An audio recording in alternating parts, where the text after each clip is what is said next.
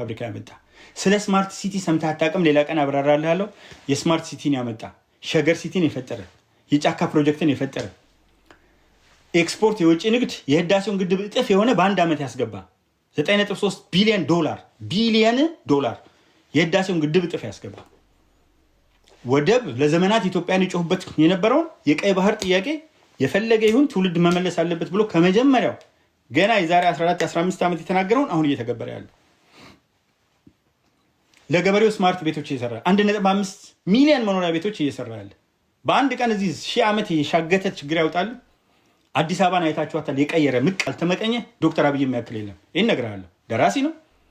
ገጣሚ ነው እናንተ እንደምትሉት አነሰው እንዳልሆነ ስለማቀ ፐርሰናሊ ስለማቀ ስለሱ እንዲበልነት ነው ቴክኖሎጂ ከሆነ ቲክቶክ ጋር ቁጭ ብሎ ስለ ቴክኖሎጂ ቁጭ አድርጎ ያስተምራቸዋል እነዚህ አሁን ሚዲያ ይዘው ሰው ማኒፑሌት ያደርግላቸው የሚንቀሳቀሱትን በሙሉ ቁጭ አድርጎ ኮርስ ይሰጣቸዋል አይቲ ኮርስ አም ኳይት ኮንፊደንት ኮርስ ይሰጣቸዋል ምሩቅም ነው በዚህ ዘርፍ ፒስ ኤንድ ሴኩሪቲን በደንብ የሚያውቅ ነው እሱ ባይሆን ኖሮ ኢትዮጵያ ትርምስምሷ ነበር የሚወጣው ዶክተር አብይን በንግግርም አጠገቡ የሚደርስ የለም በግርማ ሞገስም አጠገቡ የሚደርስ የለም ቤተሰቡን በመምራትና ክብርት ቀዳማዊት እመቤት ዝናሽ ታያቸው 36 ትምህርት ቤት ብቻ አይደለም የሚያሰሩት ማአት ፕሮጀክቶች ጀርባ እንዳሉ አውቃለሁ ማንም በኢትዮጵያ ታሪክ ውስጥ የትኛው መሪ ሚስት የክብርት ቀዳማዊት እመቤት ዝናሽ ታያቸውን ያህል ይሰራል ባለቤቱን ጭምር ህፃኑን ጭምር ከችግኝ ጀምሮ በችግኝ ስር የሚያሳድግ ሰው ነው ቤቱን የሚመራ ነው ያንን የሚገማ የሚጠነባ ሽንት ቤት የሆነ ቤተ መንግስት ማንም አይገባበትን የቀየረ ነው የወዳጅነት ፓርክ የአንድነት ፓርክ እንጦጦ ድልድዮች ከዛ ማአት ድልድይ ማአት መንገድ ሲሰራ እነዚህ ማይሞች የተማሩ ማይሞች አንድ 3 አውቶቡስ ጭቃ ያዘው ብለው ያሳዩናል ጭቃ ሲይዘው ከልጅነት ጀምሮ አድርጋለሁ ከጭቃ ውስጥ እየጎተትን ገመዱን በትልቅ እንትን መኪና እየጎተትን ግማሻችን እየገፋን ግማሻችን እየጎተትን እንዲተንሸራተተብን ነው ይኖር ነው በአንድ ቀን እንትን አይልም ስንትና ስንት ኤክስፕረስ መንገድ እየሰራ የባቡር ሀዲድ ኢንጂነር ታከለ ኡማን እንትን ብሎ ያስኬደ ባህር ኃይል እያመጣ ባህር ኃይል አያያችሁት አየር ኃይል ሱ35 ማይነገሩ አይነት ነገሮች እያመጣ ኤሊት ፎርስ አንድ ሚሊሻ ተንገዳግዶ ወደቀ ብሎ ጀዋር ይለጥፋል ስለዚህ በዚህ ጭንቅላት ልሂድ እንዴ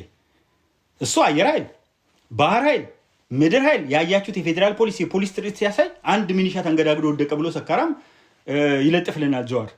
ሚሊሻ ተንገዳግዶ ሲወድቅ ዛሬ መጀመሪያው ነው እንዴ አስተማሪ ተንገዳግዶ የሚወድቃለ የባንክ ሰራተኛ ተንገዳግዶ የሚወድቃለ የግብርና ሰራተኛ ተንገዳግዶ የሚወድቃለ አንድ ሚሊሻ ሰክሮ ራሳቸው አጠጥተውት ለቪዲዮ ብለው ሰክሮ ቢወድቅ የክብሩ የዶክተር አብይ አህመድ መገለጫ ነው እንዴ ከዛ በኋላ ደግሞ ዶክተር አብይና ጓደኞቹ ግብርና ላይ ምናምን ያሉት አንድ ላይ ሆነው የክልል አመራሮች ሚኒስትሮች ሆነው በሚሊዮኖች ሄክታር ሲያርሱና ኢትዮጵያ አይታ ማታውቀውን ነገር ኤክስፖርት ሲያደርጉ አንድ የገበሬ ማሳ ተፈነቃቀል ብሎ ጀዋር ይለጥፋል ብልጽግና የገበሬ በቆሎ ለጠፈ ብሎ አንድ ማሳ ናት እኮ ማሳ የምትባለች ኮትቻ ትንሽ ያለች ኮትቻ ያለች ማሳ አንድ ማሳ ብልጽግና ነቃቀለ ይላል እዚህ እኮ 1 ሚሊዮን ምናምን እያሳየን እኔ በዛ ጭንቅላት ልክ የጠበቅኩ አይደለሁ የኔና የአንዳንድ ስቱፒዶች ልዩነት ይሄ ነው ጀዋር ሊሸውዳችሁ ምን ያደርጋል ያመጣና የሆነ ነገር ይለጥፍላችኋል ከዛ አይታችሁ ስለዚህ አንዱም ሲተነተን ነበር እዚህ ቲክቶክ ላይ ወደ 32000 ደደብ ይቅርታ ለቃሉ 32000 ደደብ ላይ ያርጉታል አጼ ቴዎድሮስ ጦርኛ ነበሩ ብሎ ክቡር ጠቅላይ ሚኒስትር ዶክተር አብይ አህመድ ተናገረ ብሎ ጦርኛ አይደለም ከውጭ ጋር የተዋጉት ይላል እንዲህ አይነት ማይም እንዲህ አይነት ጠብደል ማይም የቲክቶክ አርበኛ ሆነ ስንት ሰው እንዳልተማረ ነው እዛ ላይ ገባኝ 32000 ላይክ ለአንድ ጠብደል ማይም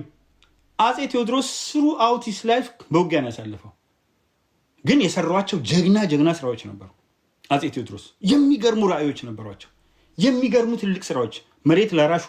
ቤተ መጻሕፍት የባህር ኃይል እቅድ በጣና ሐይቅ ላይ መንገዶችን ራሳቸው ኮረት እየተሸከሙ የሰሩበት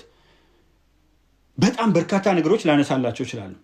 የአጼ ቴዎድሮስ ሚኒስትር ዶክተር አብይ አህመድ የቴዎድሮስ ዘመን ጦርነት ነበረ ሲል አንዱ ማይም መጥቶ ከውጭ ጋር ነው የተዋጉት ለሌት ጋር ስንት አይነት ማይም አለ በእናታችሁ የተዋጉት ከደጃዝማች ጎሹ ጋር ጉራምባ ላይ ነው ጎጃም ላይ ከብሩ አሊጋዝና ከሶስቱ ጋር ጎርጎራ ቢቸን ላይ ነው ከአጼ ዮሐንስ ሶስተኛው ዮሐንስ ብዙ ጊዜ እናቀም በታሪክ እና ከሚስቱ መነን ጋር የተዋጉት ሌላ ቦታ ላይ ነው ከዛ በኋላ ደረስጌ ላይ የተዋጉት አይሻ ላይ የተዋጉት ከራስ አሊ ሰከንድ ጋር ነው ደረስጌ ላይ የተዋጉት ከደጃዝማቹ በኃይለ ማርያም ጋር ነው ከዛ ስልጣን ያዙ ስልጣናቸው በውጊያ ቀጠለ and prime minister dr abiy ahmed was right while speaking that he unraveled the true history እውነተኛ የሆነውን ታሪክ ነው ያወጣው ያነበበውን ያሳየው እውነቱን